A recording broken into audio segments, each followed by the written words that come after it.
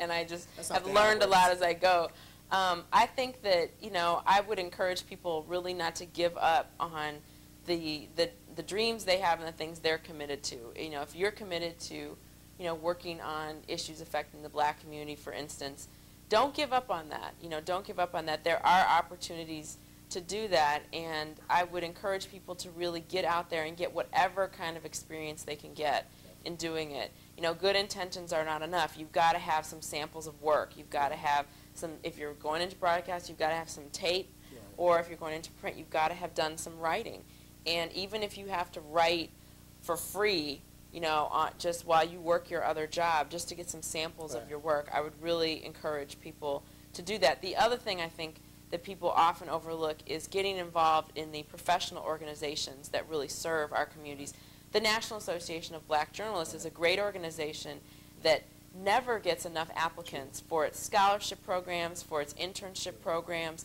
And, you know, I did an NABJ internship, and they placed me at the Boston Globe for a summer.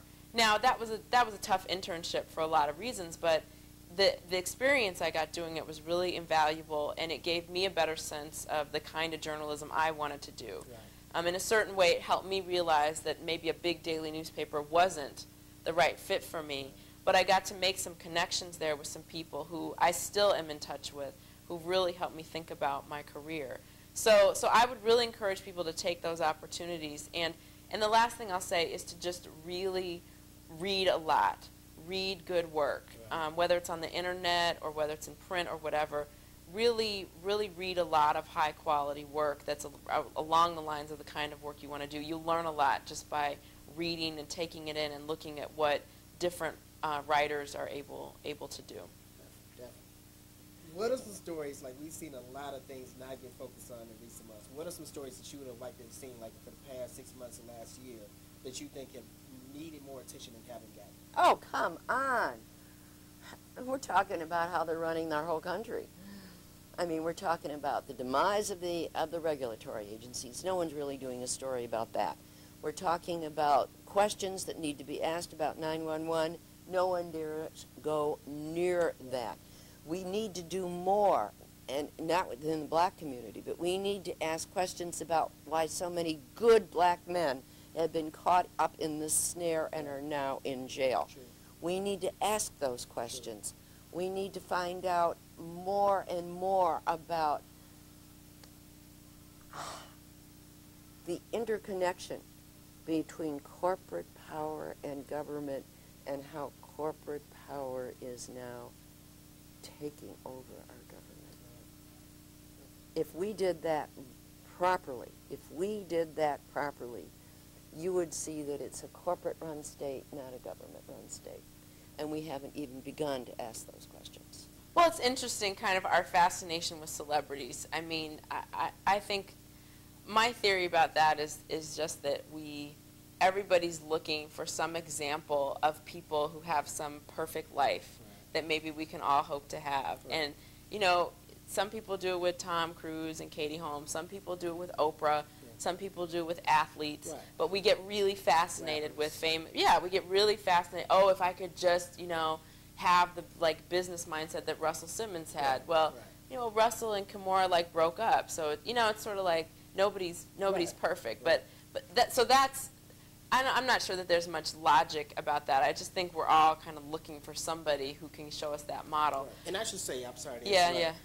I'm not even necessarily saying that these stories shouldn't be covered per se. Yeah. You know, if people want to, you know, are genuinely interested in being informed about this, so be it. But isn't there enough time for, you know, some other stories as well? But people tune into that stuff, and that stuff gets a lot of ratings. It does get a lot of ratings. But, you know, meanwhile, you know, you had millions of immigrants across the country mobilizing, largely through Spanish language media, and the mainstream media totally missed that story and was shocked. Was shocked a few weeks ago when you know 100,000 people showed up in Daily Plaza. Was saying, oh my goodness, we just didn't know that was going to happen. So now I think people are paying more attention to that, and as you see that movement growing and more people mobilizing, I think people outside of those communities are recognizing, look, we got to be paying more attention to that. And it is pretty ridiculous in newsrooms in any urban area now that you don't have a good core of Spanish-speaking True. staff True. and Latino journalists. True. So, you know, that's one example of one of the stories I think people will have to pay more attention to. You know, and here in Illinois, I just think, you know, we got a lot of political news besides the governor's Right. corruption trial. Right. I mean, I'm not saying that's not a significant story, but I feel like in a certain way that horse has been beaten Right. so hard that it's just going to turn people off even more around politics. And I think we could go in a little more depth on some of the, you know, let's get into some of the issues of the governor's race. And I think actually what Senator Meeks is doing is a story that's getting a little more attention and is definitely going to be something to watch, because that's important. That's about, he's saying he's gonna run as an independent because of the school funding disparities in Illinois, and that is an issue that is so important, Right. particularly to Black and Latino people in the city and the suburbs. And if we don't pay attention to that, then really it's our own fault. Right. Well said. Well said. Well, definitely there is a lot of community-based organizing and Black-owned businesses that have excellent products that Right. should be talked about. Right. You can go over here on 95th and Calumet and get old-fashioned homemade ice cream, Right. you know, from a Black-owned Right. establishment. Right. And the ice cream That will ice get you cream is fire. excited. That ice Man, cream it is will fire. get you will be excited Yeah. about this ice Yes. cream. Unique flavors, very Right. creative. That's what we had at the show, Toure. You remember? Exactly. I mean, Troy. Call him Troy. Right. So Black-owned businesses that are real creative and new. Then there have been a lot of missing Black girls, or even some Black boys. Right. Some of them got a little coverage. There was 2 boys in Milwaukee. Right. But there are a lot of missing Black children who we need to put a spotlight on. Definitely. You know, when you look at the news today, you'll think that the only people missing are white women. Right. You know, especially last year. I think it was the year of missing white girls. Man. And that's why Billions Two Times, we came out with a report talking about how the FBI said, look, we don't want to alarm anybody. There are a lot of white women who are not missing. They paraded just thousands of white women who were saying, look, we're not missing. We're here. Right. And we're in the community. Right. Right. Right. You know, so we wanted to, you know, highlight that a little bit. Definitely. We had an article about mainstream media thought that Africa was lost. There were no reports about Africa because they thought Africa was just not there anymore. Right. Right. So because you can, internationally, Black folks, whether we're in Chicago, LA, New York, we need to have a international mindset. Right. We need to know Right. what's going on in Africa. We need to be concerned Right. about it. The Sudan, there's a lot of talk about Sudan now. But we need to be concerned about not only what's happening in Sudan, but who's reporting on it and why. Right. You Right. know, why is it Right. such a big issue now? Right. Because we can't make no mistake about it. Anytime there's concern about little Black children dying, who've been dying in Africa with malnutrition for it since we've been alive. Right. You know, my uncle who never traveled outside of Chicago, who used drugs a lot, knew that Black children was dying and starving in Africa. Right. You know, so we've been Right. knowing about this for a long Right. time.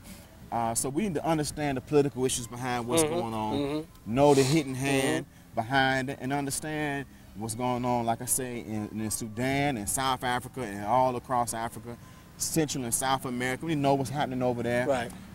And so you're not going to get that, like we were saying earlier, in mainstream media outlets. Right. Right. So there's a lot of international news that has not been covered. There's a lot of local stuff. There's a lot of inspirational stories that don't get the coverage they should. Right. Right. Definitely. Definitely. With this in mind, and it is important to stay informed on all these issues. A lot of people, you know, and I know you personally, how pressed for time you are and how many things you got going on. This is the Right. busiest man in Chicago right here. Woo. I'm trying to keep up with you. Right. Oh, man. So with this, man, how do you find time? How do you make time? And what would you advise to our audience to try and make time to stay informed about stuff? Well, you know, the irony is how we're doing our interview today. I thank you for being patient for me to wait for me a few minutes. That's cool. While my son was playing in an intramural basketball game. Word. You know, so he leaves out the basketball game. We're sitting down doing the interview. When you have time, you just got to make time for that which is important. Definitely. We're going to leave here, go home. We got the newspaper. I'm going to pick up some newspapers. Right. And I try to incorporate what I do into my children's life and my family life. Beautiful. So any moment Right. I can to pick up a paper and discuss it with the family Right. is helping me Right. at the same time with spreading it with the children. Look, when I'm going into the bathroom, I got to have something to read Right, with right,